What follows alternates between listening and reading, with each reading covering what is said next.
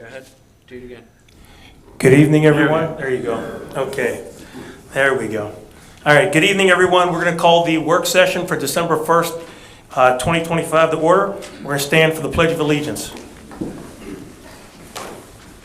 Pledge allegiance to the flag of the United States of America and to the republic for which it stands, one nation, under God, indivisible, with liberty and justice for all.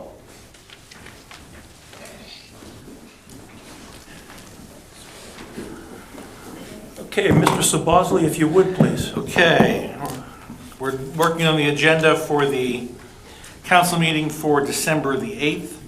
Just a reminder that that meeting is scheduled to start at 5:30 p.m. It was discussed at the last council meeting and has been advertised in the newspaper. So start us off in planning and economic development. Item number 1 is the Moretti subdivision.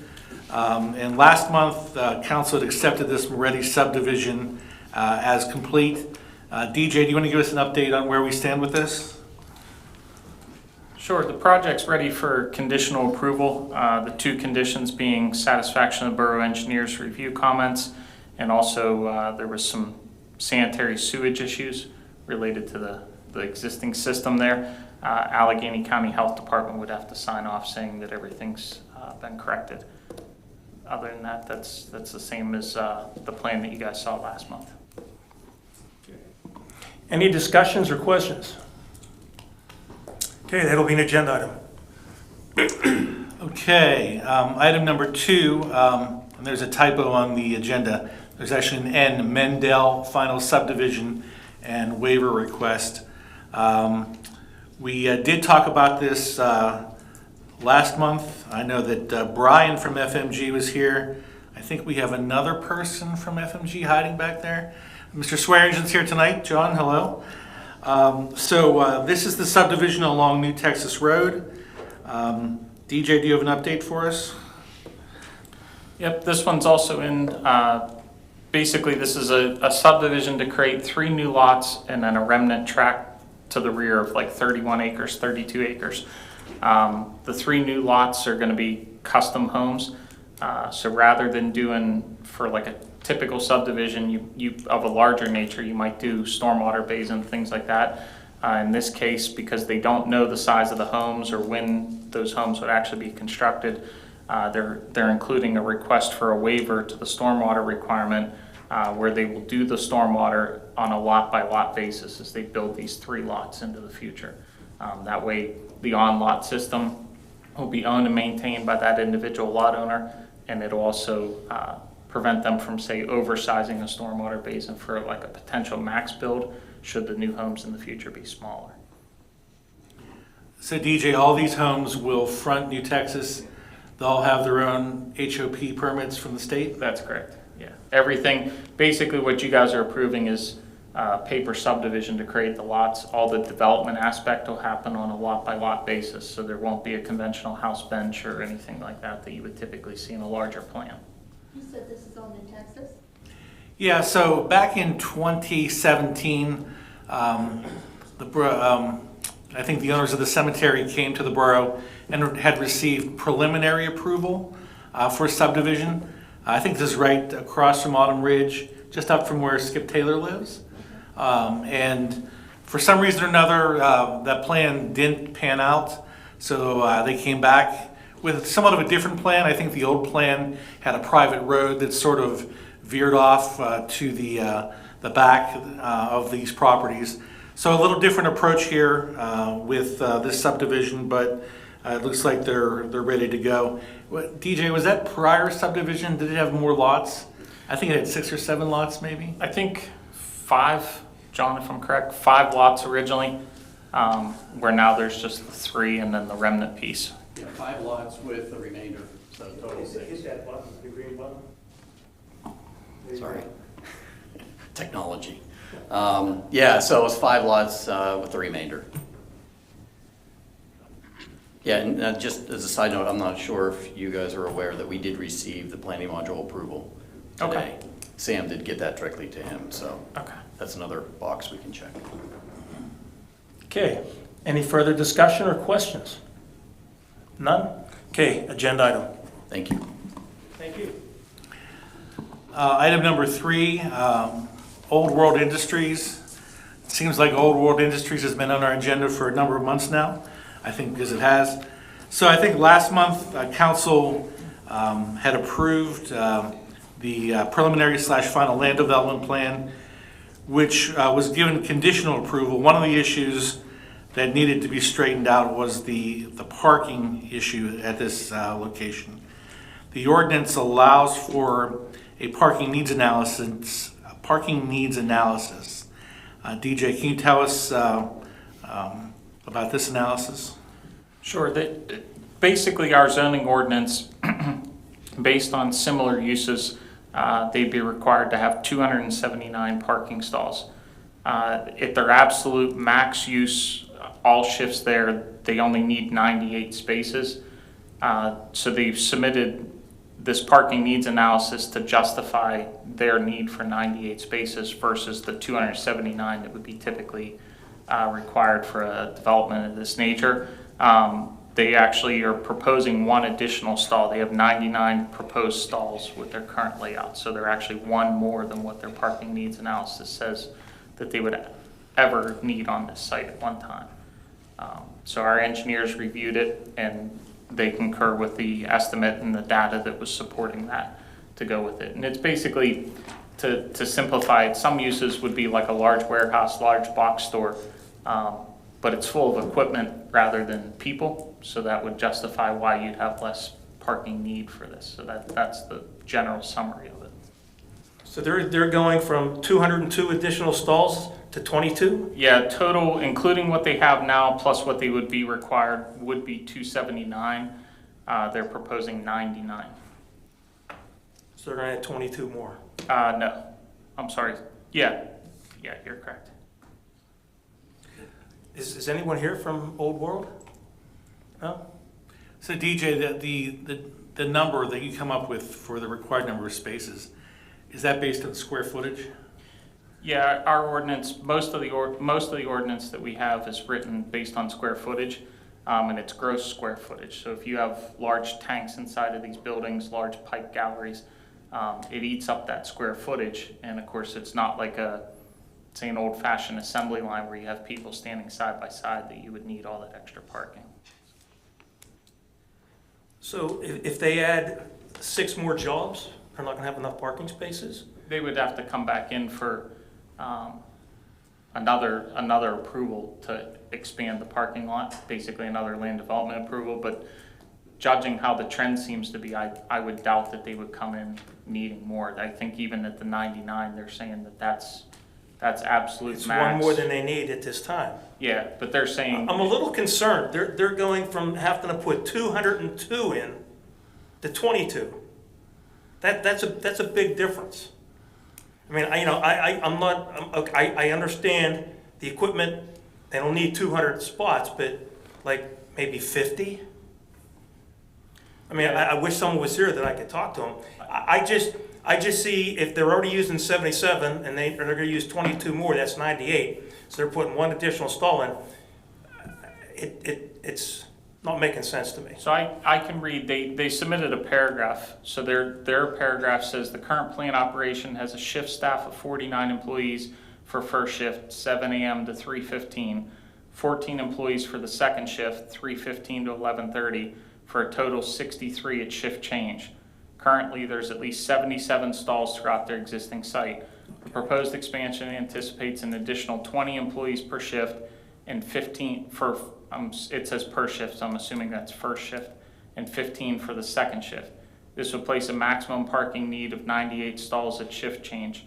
The proposed plan has a total of 99 stalls planned. So their assumption is that the 98 spaces would only be for the 15 to 20 minutes while their people are coming and going between the shifts. That's how they do business. So if they need 6 people to work overtime, someone's not gonna have a parking space. I just wish someone was here to ask some questions to. I mean, if they're gonna do it, why go to 22? They're going from 202 to 22. That's a big difference. And now, you know, I mean, I don't know what that property looks like with the parking down there, but, I mean, if you can get some answers before we vote on it next week, I sure would appreciate that before I vote for it. Sure, we can request that one of them even comes to do the presentation. Yeah, I'm not getting it. Okay. You know, going from 200 to 22. What do you mean 220? Well, they're gonna add, it says in here, they're gonna add additional 202 stalls. And so, right here, and so it says instead of the 202, they only need a total of 99, so they have 77 now, so they're gonna put 22 in. All right, well, the 202 is based on square footage. And I understand that, I get that with everything DJ explained. But if you're gonna do 22, why don't you make an additional 20? Make it 42.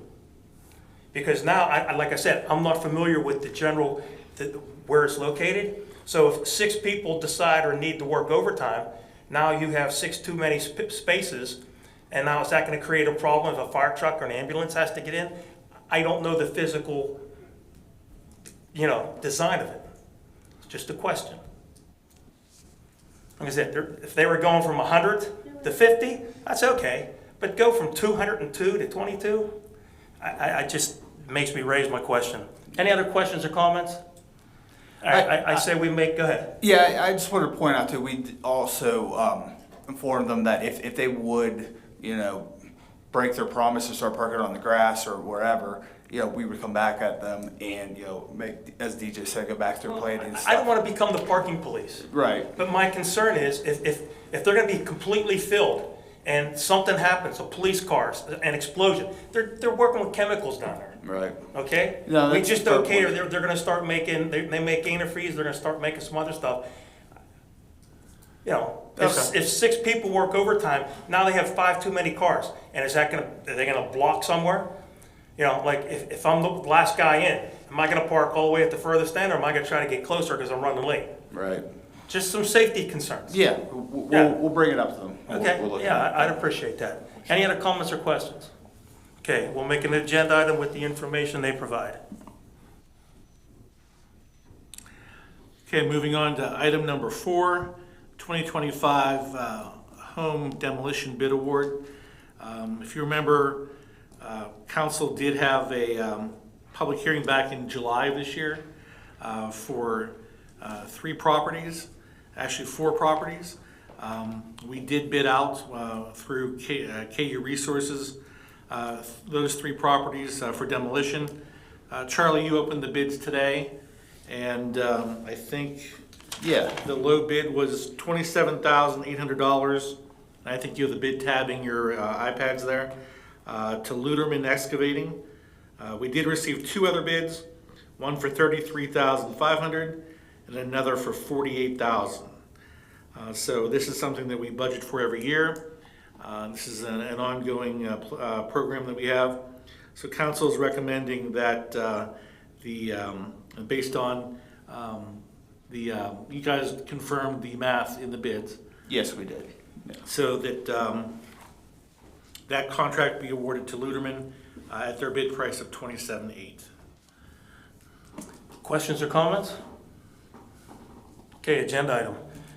I do have one question before you move on. The house on Tahoe, wasn't that supposed to be demolished? The Public Works is going to be demolished. We Yes. scheduling that? Yeah, so it's small enough, and there's no asbestos in that house, that we are doing it in-house to save money.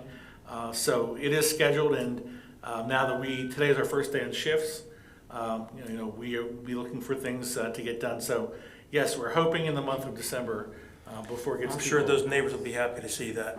And the car is still sitting there too. Is I it know. still sitting there? Yes. Yeah, so I know we've been working with the police to get a salvage title for that. It's horrible. It's a Yeah. safety hazard. Okay. Last item under planning and economic development, the Willis Steffi's consolidation plan, FSC-10-25. DJ, what's the reason for this consolidation plan? This has to do with a failing septic system. The landowner's working with the borough.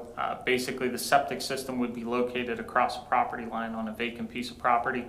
So the purpose of this consolidation will be joining the 2 pieces together so that the septic and structure will be located in the future on one piece.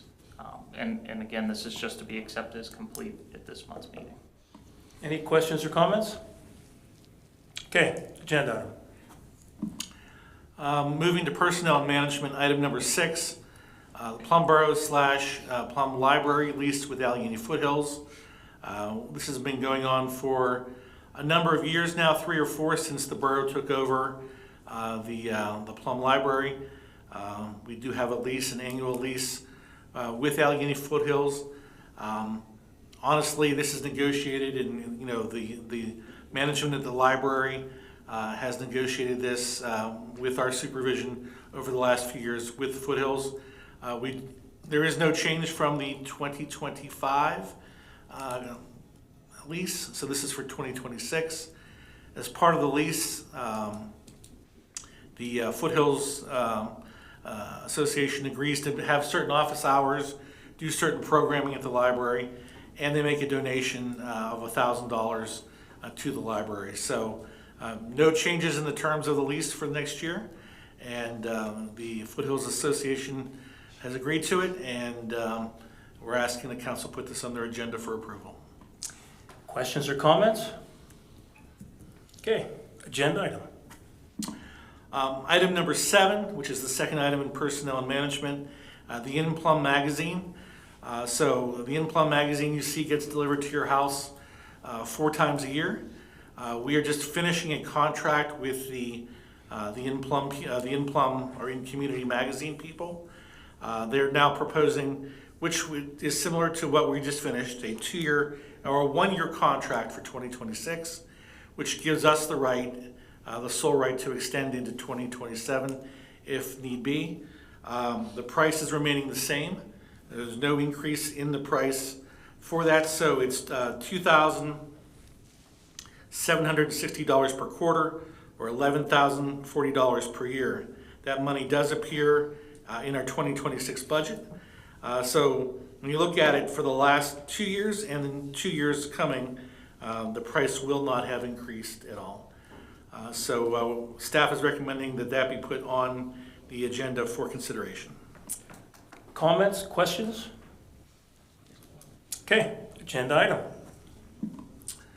Moving to public safety, item number 8, resolution, the Act 172 tax forgiveness.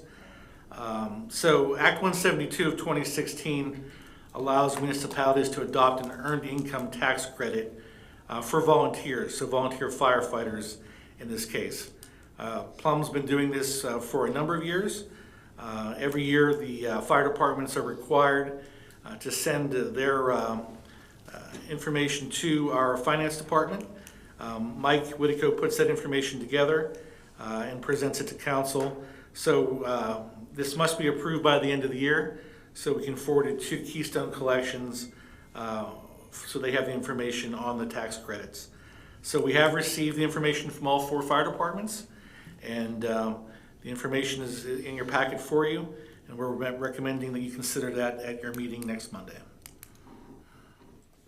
Okay, questions or comments? Okay, agenda item. Item number 9 is an executive session item dealing with the volunteer stipend program with the firefighters. Council did meet in executive session prior to this meeting to discuss that issue. Moving on to item number 10, the 2026-27 Hoffman Kennels contract. Plum Boro has been contracting with Hoffman Kennels for a number of years through a series of 2-year contracts. They work closely with the police department, with stray dogs, dog issues. The amount that we pay every month, I do not have it here, I apologize, is certainly less than $500 a month. Talking with the police department, this is a service that they need to have. When there are issues, dog issues, Hoffman's comes out and takes care of these issues. I know that we've talked about this a number of times in the past with Hoffman's. They seem to be really the only game in town. I know that when this came up, the last 2 series of contracts, some people on council wondered about Monroeville, because Monroeville has their own plan. Chief Conley reached out to Chief Cole in Monroeville, and the chief said that Monroeville invests about $150,000 per year in that program. They've mentioned it to their council, but at this time, the council does not seem interested in expanding their program to work with other municipalities. So I do have questions on this, because I hear a lot of rumors between what's true and what's not true. So if I lost my dog and the police picked it up, they would call Hoffman Kennels, correct? Yes. So tell me what does Hoffman Kennels do with the dog? The police are the expert at this, not me, but I can tell you that they will come out and collect the dog. Certainly, they're looking for a way to get the dog back to the owner. So they're looking to find if that dog is chipped, or there's a way to identify that dog. And I know that they will give so much time, I don't know, it's 5 days, before they move forward with the dog or other animal to put that animal down. Yes. So there was talk at one time that Hoffman Kennels will put it on their website, that they got a dog from Plum, so people can look to see if their dog's there. That was said by someone. It's not in the contract, though. It is not in the contract. I don't think they have a website. I don't know if you can, I couldn't obviously know find better one. than I do. No, they don't, we have a standard contract that we've worked on for a number of years. And this is the issue we talk about every 2 years is, those number of days that they have before they'll do Does something. it say in the contract they do hold it for 5 days? 5 days, that's what it says. Yes. It says 5 days after they notify the owner, but I don't know how they can notify the owner if they don't know who it is, unless the dog chipped. And even then, I think it's a question of whether the chip's still functioning.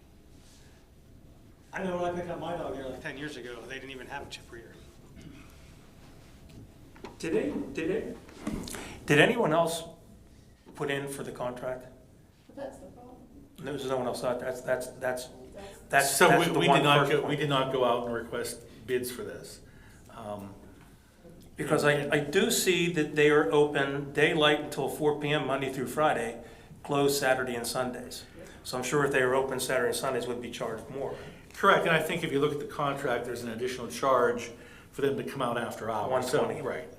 Right, so they won't, they won't, if the police call, they're not gonna say they're not coming. Yeah, There's just an no, additional charge. they will come on a call. So if the police call them after hours, they will come. It's $120. And then if they keep them over a certain amount of days, it's $120 charged to the owner, not to Yes, us. correct. Do they euthanize all dogs? I believe they do, It's under public safety, yes. Hoffman Yeah, the Kennel, number contract should 11. be there for you to read. Yeah, under public safety, number 11. I'm looking at it right now. Mhm. I think we tried to bid this year. We did. The last time this went out for bid, we tried. A resident gave me the guy that runs Monroeville. I talked to him, and that never came anywhere because they weren't interested in doing more. Right. And I think that guy's gone now. Corey's no longer there. Yeah. So like I said, the chief did reach out to I mean, Chief Cole. yeah, we need to have something. Is there a way we could put in the contract that they have to hold the dog for 5 days before they euthanize it? Like, just make it stronger and. I mean, we can always ask. If we find a dog, can we put it on our website to say we gave it, we have the dog, the Hoffman Kennels is called, they have your dog now? Just to make it easier for people to find their dogs or adopt the dog. I mean, you have to tell me what you want to do here. I mean, we'd have to figure out, okay. Yeah, Yeah. Dave, you have any ideas on that?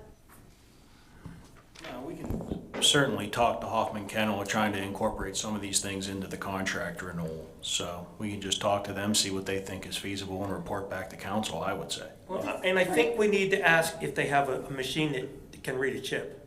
Yeah, let's go do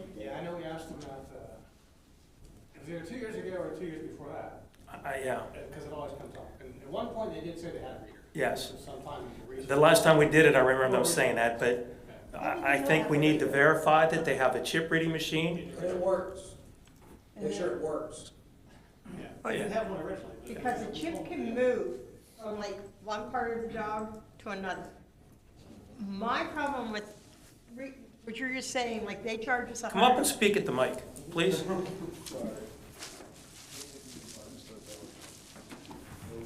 Okay, as a dog owner, I follow this Hoffman thing because the man's a nightmare. They charge us $120 to come out and pick up a dog from a resident here. When the resident goes to claim their animal, they have to have proof of all the vaccinations, everything. Or he's going to charge them for however many days that dog has been in his kennel, plus a new license, like if, God forbid, the dog lost his license tag. He charges them for a new license, shots, kennel time, plus the $120. I would think that that's pretty typical And if you across go- the board, that they gotta make sure that the dog's vaccinated and has all the shots before they release it. We could check with the county, with, I mean, and it's treasurer. like, I know people who have gone out there and been told their dog wasn't there. And I know of one person in particular, the lady had lost a young lab. What called them, asked if the lab was there. They said no, they only had an old lab. So the lady decided to go out on her own, and when she pulled in, she could hear her dog carrying on. The dog had been there for 3 days with a busted leg. That's ridiculous. And there has to be some way that we can get a kennel closer that has a better reputation. Yeah, nobody else ever. Pits? When we put this out for bid, no one ever, And pits are basically doomed if they go to him. They are basically doomed. As we were saying here, can we put that writing that they have to hold the dog for 5 days before they euthanize it, after they reach an owner? We can And have it, and also, is that something you do? It already says Or is that that something you we do. do? but make it, Yeah, but how do we, but also, I think it's important to, Okay, well, here's what we're gonna do. for us to publicize. We're gonna have the staff contact them and discuss it with them, what we were asking, see what they say. We'll put it on, if no one else has any questions or comments, we'll put it on the agenda, and we will ask and get the information, and if we don't get the information, we can table it. We do need to have a contract with someone to do this, and if no one else submits, then you're left with the only game in town. Have we talked to Penn Hills to see what their contract was with them? Because from my understanding, as Mrs. Rossler said, Penn Hills' contract, they're supposed to put pictures of all the dogs that are picked up and taken to kennels, to Hoffman's, on Penn Hills' website. I don't know if they're doing it. I mean, I've not seen any pictures on like Plum Police's site or Penn Hills' site. And I know they take a hell of a lot of dogs out of Penn Hills and Plum both. Can I be on that call with Hoffman? Well, certainly, the police deal with Hoffman, so, Chief Conley is going to be the lead person on this. Ask if he would mind, and let me know. So certainly, so beyond the chip reader, what's the other information? Before they use it. It says that, right? It says that already. Here's what you want to do, is ask them to have Hoffman, whenever they pick up a dog, they notify the borough or the police department that we have this dog, and it's a whatever dog, and so we can post it on our website or on Savvy Citizen or something like that. Yeah, the That's police- probably gonna be more efficient than trying to get them to post it on their website. And I totally agree with that, just in some way to Or track. at least that take a where picture that- of it and send it to us. Yeah, where that dog's been, and, maybe someone can adopt it, does he allow adoptions? He's gonna be just more transparent, I think that's what people are asking for. And maybe they'll understand the process. Not a problem, we'll start with this tomorrow. Yeah, thank you. I just want to say, I think the good thing is that the police department downstairs does not see a huge number of dogs in any given year. I think it's very few and far between. I'm a dog person.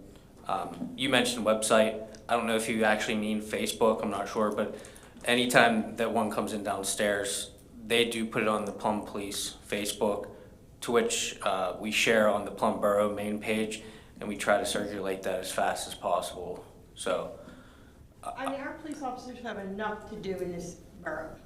If Hoffman's taking a dog from Penn Hills or Plum, it's his, I feel he should be the one putting this dog out. Boom. This dog is at my kennel, you can pick it up at 8 a.m. tomorrow morning. I don't disagree.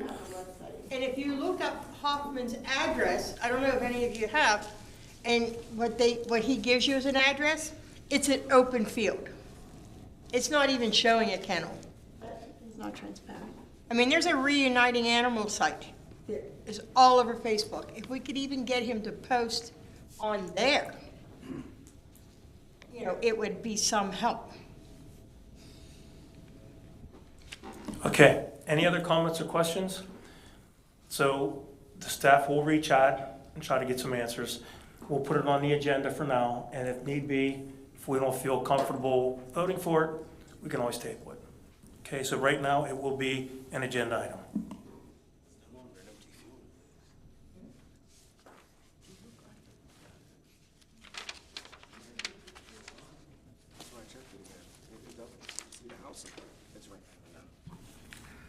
Okay. We're going to move to number 11 on the agenda under the Finance Department. Resolution for tax anticipation note. You'll see in your packet that staff is already moving forward with Dollar Bank to get paperwork together for the tax anticipation note. Basically, this note allows us to obtain financing before the real estate tax revenues come in if there's a cash flow issue. We have done this for the last number of years, and I know talking with Mike Whitico in our finance committee, we have not had to take any money from the tax anticipation note. So we have it there as a fail-safe, but over the last few years, our cash flow has been good enough that we have not had to dig into this note. Questions or comments? Okay, agenda item. Item number 12 is a resolution for the real estate tax rate. We had the budget presentation at the November meeting. The 2026 budget does not contemplate any sort of tax increase. The millage will remain at 6.63 mils. We are required by law to pass the resolution if we're not changing it, to pass an ordinance if we are changing it. We are not. So staff has prepared a resolution for this. Just like last year, the resolution also adds into it the information for the earned income tax and local services tax, and those rates will remain the same as they have been for the last few years. Questions or comments? Agenda item. Item number 13 is the actual 2026 budget adoption. We would do this by resolution as required by the Borough Code. And as we just talked about, Mike Whitico was here last month to present the budget, the balanced budget. And we need to adopt this before the end of the year. The Borough Code requires that, so we can send the information off to the county and the state. Comments or questions? Agenda item. Item number 14, mobile data terminals. So this is a police department item, and our police cars that we have out there, our officers receive calls on the radio, but each police vehicle has a mobile data terminal, or MDT, which they use to communicate with 911 and receive information back and forth from the 911 center. Our MDTs are at end of life right now in our cars, and they need to be replaced. Typically, we would wait until the new year to move forward with this. However, the chief says that they're having a lot of problems with these. There's constant failures, the need to reset these devices and have the IT department come down and look at that. So the chief has obtained a quote for this. There's 15 vehicles that will receive MDTs, and we're just asking to be allowed to get a purchase order in place so we can move ahead. And even if we did it today, we're looking at 2 months at the earliest until we can get this taken care of. So it is a public safety issue, and we're asking council for their permission to move ahead with this. And it is included in the 2026 budget. It is, yes. Yes, it is. Any other comments or questions? Yeah, I have a question. Regards to how old are these current MDTs? I do not know that answer. I'm gonna look at the, give me 1 second here. I just know that they're end of life. So hardware wise, I think they have Tough Books right now. I think Tough Books was, every few years there's a manufacturer that comes out with these. It doesn't say. But I would imagine that these are probably 4 to 5 years old. Did you use MDTs when? Yeah. Yeah. Yeah. So you know the beating that they take. Yes, that's what I was just curious as to how old they were. And Baycom's been our Yes. go-to. Yes, and that's who we're working with on this replacement. Thank you. Yes. Any other questions or comments? Okay, that'll be an agenda item. Item number 15, Kellywood Stormwater Project. DJ and Charlie, I'm going to turn this one over to you. I know we've talked about this. We went out to bid. Council authorized the bid after the last council meeting for the replacement of storm line up in Kellywood. Charlie, do you want to talk about this? Yeah, sure. This was the project that I presented on regarding the failing tin whistle pipe that created a slide. We jumped on it, we designed it, put it out to bid. We got 4 bidders, and this is also to do, while we were doing our investigation, there was an additional run coming from Carrie Ann that's also included in the bid. We did it as alternate number 1, and then alternate number 2 was to repair a failing manhole, as well as the removal of a large rock stuck into a pipe, and get the 36-inch storm sewer, which is the pipe that's 42 feet deep, ready to be lined. So yeah, we received 4 bidders. The low bid was Quigley Development, who we've worked with in the past and has done great work, and their total bid was $463,700. And yeah, we would recommend that it's awarded to them. Okay, any questions or comments? Can I just ask a? You sure can, that's why I'm asking. It's actually, how's O Block? O Block is progressing well. Slow start in the beginning, but now they're moving, and we're fingers crossed with good weather. We'll have it done, by the end of December. So we might have to come back in the spring and do some landscaping, plant grass seed to stabilize the area. But it's moving along well. Any other questions or comments? Okay, agenda item. Item number 16 is just a resolution for solid waste fees. Our ordinance says from time to time, council will set these. I'm just asking that we pass a resolution. The 2026 budget does not contemplate an increase in fees. The resolution is something that we can pass on to Keystone for their 2026 billing.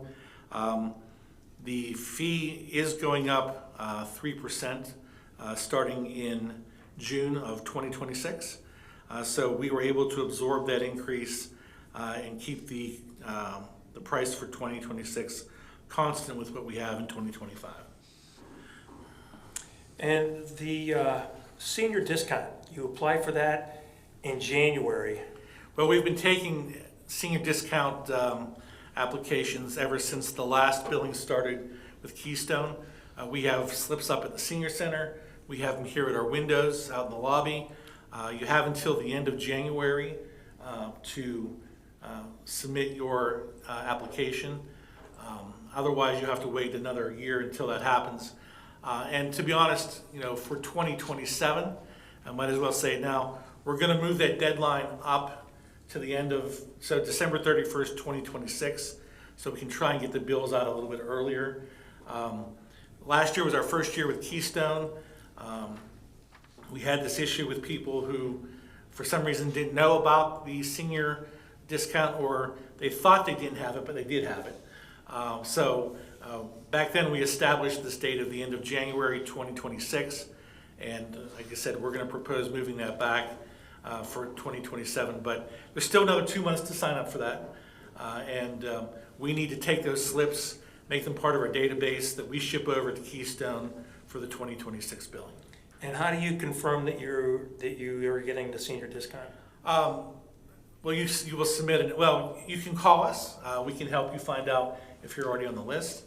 If you know that you're definitely not on the list, you can come to our office, or like I said, the senior center or the library, fill out a form. But it has to be submitted here along with a copy of your driver's license. We'll take a photo of that, and then we'll apply that discount to your fees in 2026. What is the age? I think the age is 65. Thank you. All right, any comments or questions with that one? No? Okay, that'll be an agenda item. Does anybody have anything that they would like to discuss, or any questions that they need to ask anybody before we? Before we close Oh. shop here, I just had a question for Mr. Savazli. Some communities have those recycle at the Borough building where you can go up and put your cardboard in the recycle and it takes it. What cost is that to the borough? And is that something? So we don't have those right now because you can do both of those things at home: glass, cardboard, plastic. You'll see communities that don't have that as part of their regular pickup. They'll do these regional areas. Yeah. So I will tell you, cost-wise, when we bid out the contract the last time, one of the things we were considering at the time, glass, there was a change where we were recycling glass. Some recycle centers weren't taking it. So we bid it both ways, and it was cheaper for us to have it as part of our home pickup versus a regional pickup. I know Oakmont Borough has, I think, some places around the borough where people bring glass. That's only because they can't have it picked up at their house. I personally, I have a lot of glass. I would much rather just throw it in the bin than have to put it in a bag, put it in my car, take it up to a regional center for recycling. I think cardboard's a big thing. Cardboard is probably the number one thing that's recycled. With all the packages that people get today, I know I bought a little thing on Amazon to cut the cardboard up so it would all fit in my bin. No, we keep pushing the recycling and the renewable recycling issues. But yeah, for now, it's cheaper to do it. It would be an additional expense if we started collecting regionally. Okay, anybody in the audience have anything?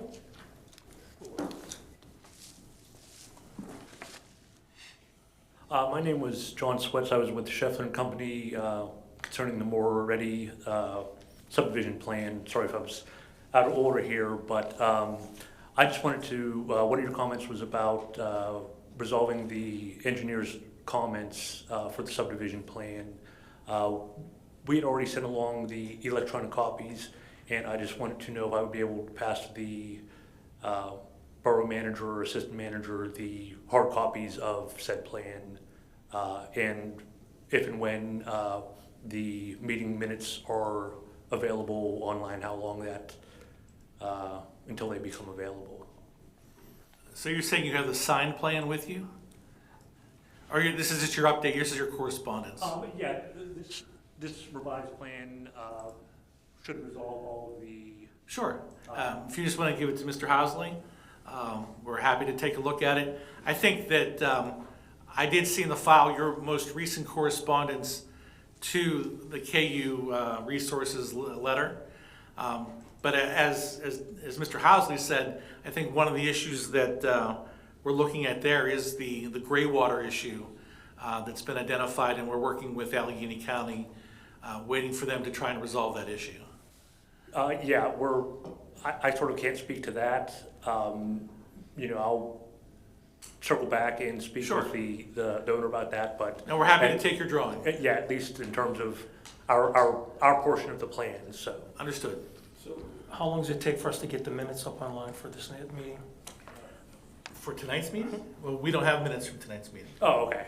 Yeah, so for next week, we'll have the votes, and then once those minutes are approved at the January meeting, they'll be put online. Okay, I'm So sorry. roughly a month. Okay, sorry, I misunderstood about that. That's okay. Yep. Any further questions?